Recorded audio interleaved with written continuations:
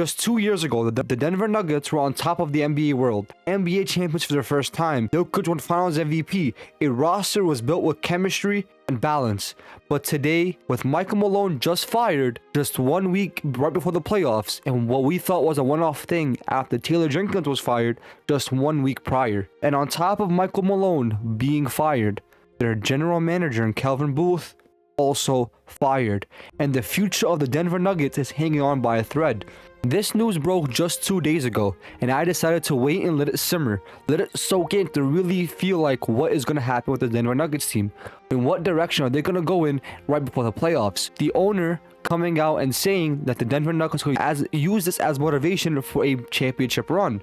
But let's start with Michael Malone, who guided his team to the promised land, who was the 4th longest tenured coach in the league, trusted and well respected until he wasn't. Because behind the scenes, players were growing distant, the message wasn't landing, and film sessions were being skipped. Malone called out players, but what really drove the wedge? The inconsistent standards. While Jokic and Jamal Murray got their understandable leeway, it was Russell Westbrook, a late addition and an aging veteran, who seemingly got the pass when others didn't, and that didn't really sit well with everyone else in the locker room. Younger players were held on tighter leashes, bench after singular mistakes.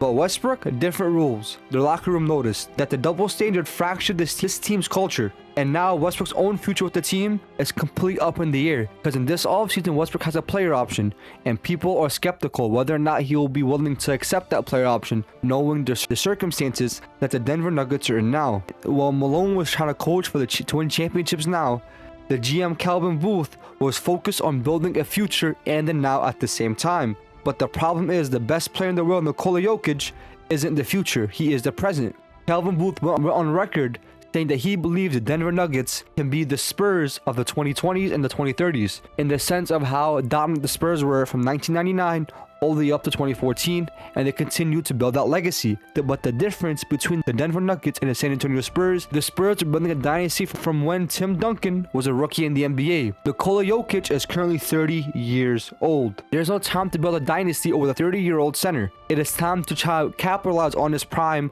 while he still has it. We do not know how long Nikola Jokic is willing to play the game of basketball. Booth wanted to see Jalen Pickett and Zeke Naji develop. He drafted for potential, but Malone, he didn't trust them, and maybe for a good reason. Even though Jalen Pickett has shown that he can be a serviceable player in this league, and Zeke Naji has certain stretches throughout the season, it is not a true determining factor to win NBA championships, and that is proven throughout the league. It took Christian Braun damn near 2 to 3 years to finally earn the trust in Michael Malone to be a starting caliber guard in this league, and also required Calvin Booth to let KCP walk last offseason and Bruce Brown right after winning a championship. 2 crucial role players to what the Denver Nuggets achieved back in 2023, he just let them walk. For what? Because he didn't want to pay them their money. But yet, Michael Malone refused to play Booth's guys. He created tension that couldn't be ignored.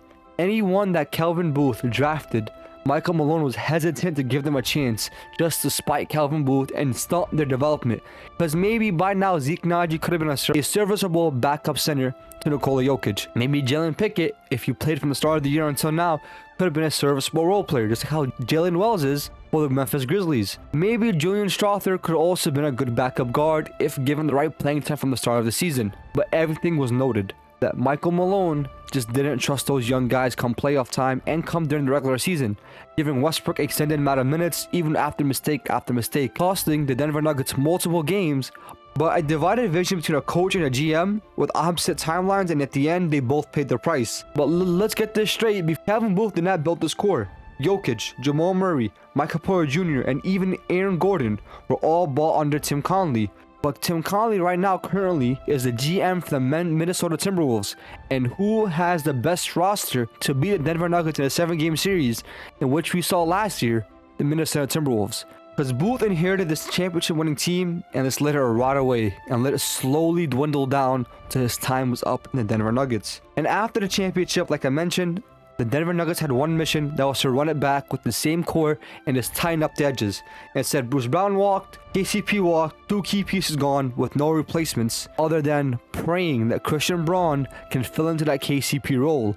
And yes, he has done good for himself throughout the season, being an outstanding candidate for most improved player, but he still didn't bring that defensive intensity and 3-point shooting that KCP brought.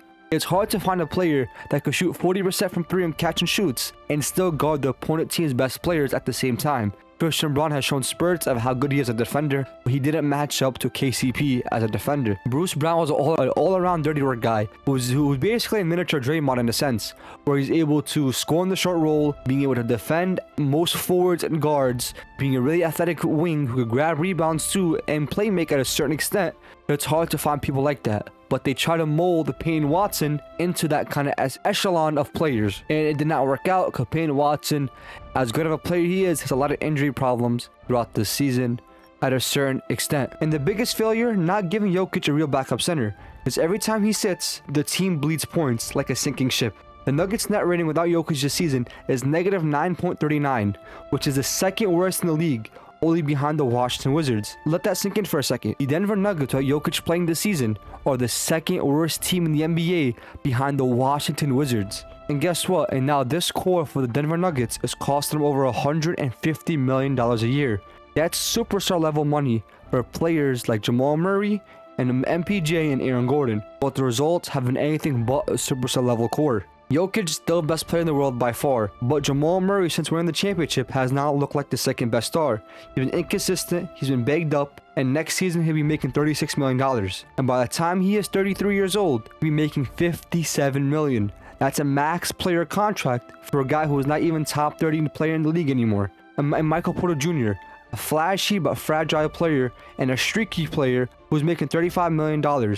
And the cap is starting to look really heavy really fast. There's no room for flexibility, no room for additions, no margin for error, and that's terrifying because error is exactly where they are headed. So what now? You've got Jokic still in his prime, a generational player who could carry any roster if you give him the right pieces. But those pieces are gone, and the guys who are running the ship are also gone. The Nuggets bet on a 2-timeline plan, but in doing so they wasted the timeline that mattered the most, which is the Jokic timeline. Now they need a new coach and a new GM and a new vision, and they need it fast. From first-time champs to a franchise in freefall, this isn't just a stumble, this is a warning. For every NBA team trying to build around a star, you have to get it right when it matters the most. Then the Nuggets' scariest hours are just beginning. And if you thought this was wild, hit that like button. Let me know what you guys think about the Denver Nuggets situation. Anyways guys, as always, go hard on them dudes. Salute!